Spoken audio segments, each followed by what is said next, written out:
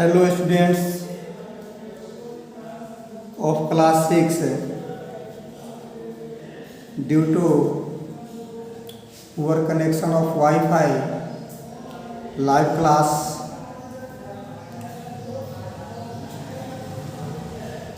will be suspended. So today we will learn by offline, it means through a video. कल का topic था कि the important property of synthetic fibre. Synthetic fibre में हम लोग चल रहे थे। सिंथेटिक फाइबर के बारे में बताया गया था कि नेचुरल फाइबर से थोड़ा सा यह डिफर होता है और इसे लैब में या इंडस्ट्रीज में केमिकल के थ्रू इसे प्रिपेयर किया जाता है। तो सिंथेटिक फाइबर का क्या इम्पोर्टेंट है, थोड़ा सा हम इसको जान लें कि दीज आर मोर ड्यूरेबल। सबसे पहली विशेषता तो इसमें होती है कि यह ड्यूरेबल होता है, बहुत ज़्यादा ड्यूरेबल होता है। कॉटन जो है, जो नेचुरल फाइबर है, वह आफ्टर फ्यू डे यह फट जाता है, खराब हो जाता है। बट सिंथेटिक फाइबर जो है वह लंबे अंतराल तक टिकाऊ रहता है। पहला विशेषता यह हुआ कि मोर ड्यूरेबल होता है, कि यह लंबे समय तक टिकाऊ होता है। सेकेंड, दे पोसेज हायर टेंसाइल स्ट्रेंथ, और ये बहुत ही ज़्यादा स्ट्रेचेबल होते हैं ना, ये टेंसाइल होते हैं। इसको हम बहुत ज़्यादा खींच सकते हैं, जल्दी यह फटता नहीं है। ये विशेषता ये भी होता है कि यह टेंसाइल होता है, मोर टेंसाइल होता है ना। दूसरी विशेषता हो गई कि they possess higher tensile strength. Third, resistance to abrasion of a light ना। तीसरी इसकी विशेषता होती है कि यह लाइट के अब्रेशन का, यानी अब्रेशन ऑफ लाइट का यह रेजिस्टेंस करती है, प्रतिरोध करती है, यानी लाइट के घर्षण का यह प्रतिरोध करती है ना। कि they resistance to abrasion of light, light के प्रतिरोध का यह, पूरा लाइट जो है इसमें आर पार नहीं हो सकता है, इस तरह की विशेषता होती है। They are not easily attacked by fungi and insect. और एक और आता है कि कॉटन क्लॉथ को छोड़ दो अगर किसी भी अलमीरा में या कहीं भी, तो कुछ दिन के बाद उसमें फंगी अटैक कर लेते हैं, यानी वो उसमें कीड़े मकोड़े लग जाते हैं। बट इसमें ऐसा कुछ नहीं होता है। सिंथेटिक फाइबर जो है वो आसानी से तो नहीं होता है, ये कहा जा सकता है कि होता है, बट आसानी से यह है अटैक नहीं होता है फंगी और इंसेक्ट का। नेक्स्ट है कि लो डिग्री ऑफ वाटर ऑब्जर्प्शन। इसमें वाटर को ऑब्जर्व करने की क्षमता कम होती है, कम वाटर इसको ऑब्जर्व करता है। And this make this washing easier and simple. और यह कम वाटर में भी, जहाँ पर वाटर की कमी है तो कम वाटर में आसानी से इसको हम वॉश कर सकते हैं, यानी कम वाटर ऑब्जर्व करता है।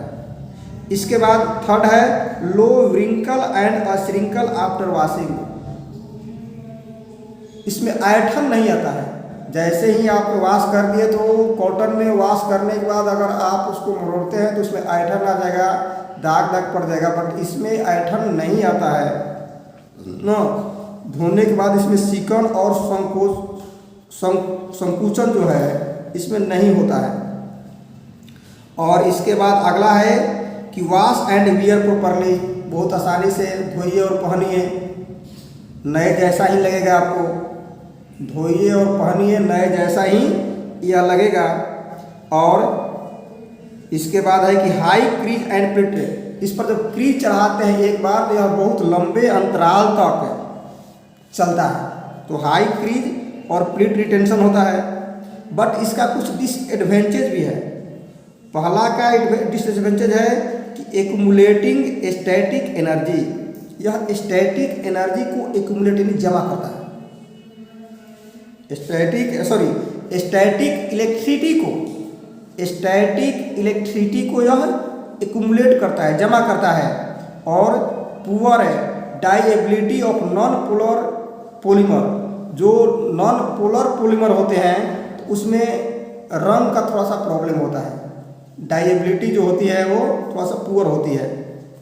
अब इसके डिसएडवांटेज को कैसे हम दूर कर सकते हैं, तो by mixing anti statics agent like और sugar the accumulate of the static electricity is removed. Static electricity का इसमें जो प्रॉब्लम होता है उसमें हम मिक्स कर लेते हैं एक एजेंट का, शुगर को मिक्स कर लेंगे तो ये प्रॉब्लम जो होता है कि स्टैटिक इलेक्ट्रिसिटी को जो एक्यूमुलेट करता है वह खत्म हो जाती है। दूसरा है बाय स्पेशल डाइंग टेक्निक, और इसको रंगने का एक स्पेशल डाइंग टेक्निक, जो ये सिंपल तरीके से नहीं इसको डाइंग करते हैं, ये मशीन के द्वारा अलग से डाइंग करते हैं, तो यह आसानी से बहुत दिन तक इसका रंग रहता है। अब यहाँ पर सिंथेटिक पॉलीमर एक वर्ड है, इसको जानना जरूरी होता है। पॉलीमर का मतलब होता है कि बहुत सारे एटम को एक साथ इकट्ठा करके, किसी भी पार्टिकल के बहुत सारे एटम को एक साथ इकट्ठा करके ना, और हम बड़ा एक एटम बनाते हैं, वो पॉलीमर कहलाता है। तो इसका पॉलीमर तैयार किया जाता है। सिंथेटिक फाइबर का अगर हम हाई पॉलीमर तैयार करते हैं तो वो डिसएडवांटेज उसका समाप्त हो जाता है और वह बहुत ही मजबूत और ड्यूरेबल होता है। तो उसमें बहुत सारे अलग अलग वैरायटी बनते हैं, जैसे नायलॉन का नाम आप लोगों ने सुना होगा कि it is one of the most important synthetic fibre which had found wide application in the various field. यह इसका सभी जगह यूज होता है, सबसे ज़्यादा उपयोगी होता है नायलॉन।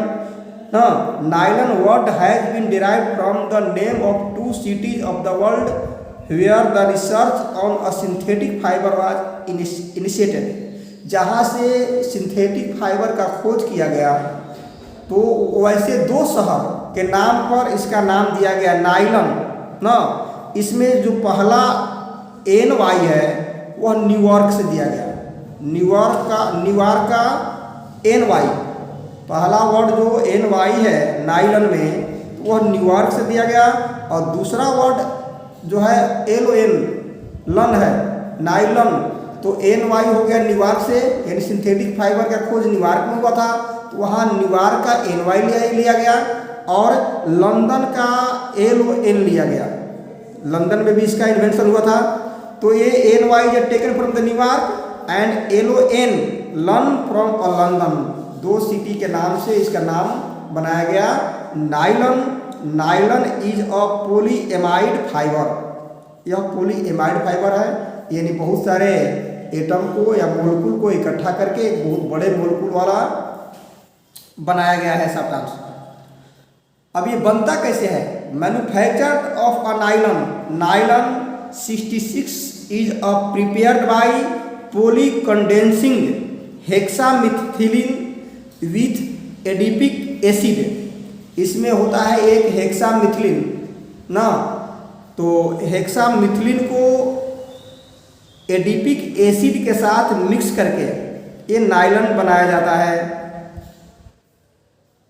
और इसका autoclave to get chip like structure which is a divided in a chip के जैसा यह डिवाइड रहता है, और this chip are melted in a autoclave and passes through the spinneret to get a nylon fibre.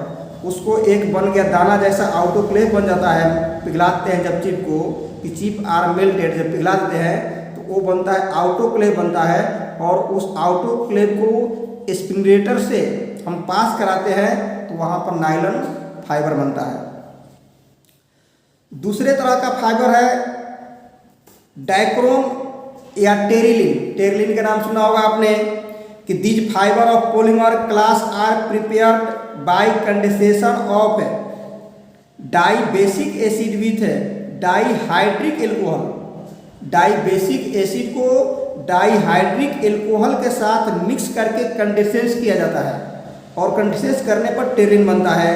Terylene is obtain by a poly condensing terephthalic acid and ethylene glycerol.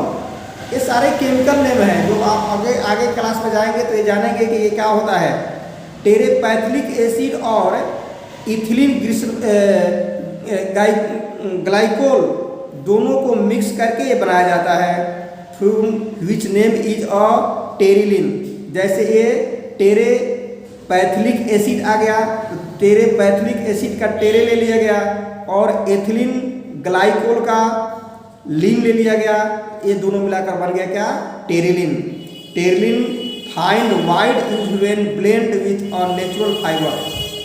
Natural fibre के रूप में यह natural fibre के जैसा ही इसका बहुत ज़्यादा use होता है और इसी से मिक्स करके यानी दूसरे कॉटन को भी इसमें मिक्स करके बनाया जाता है। टेरी कॉटन होता है, ऊल को भी जब इसमें मिक्स कर देते हैं तो इसमें यही विशेषता होती है कि ये नेचुरल फाइबर के साथ मिक्स होकर भी नए नए तरह का फैब्रिक्स बन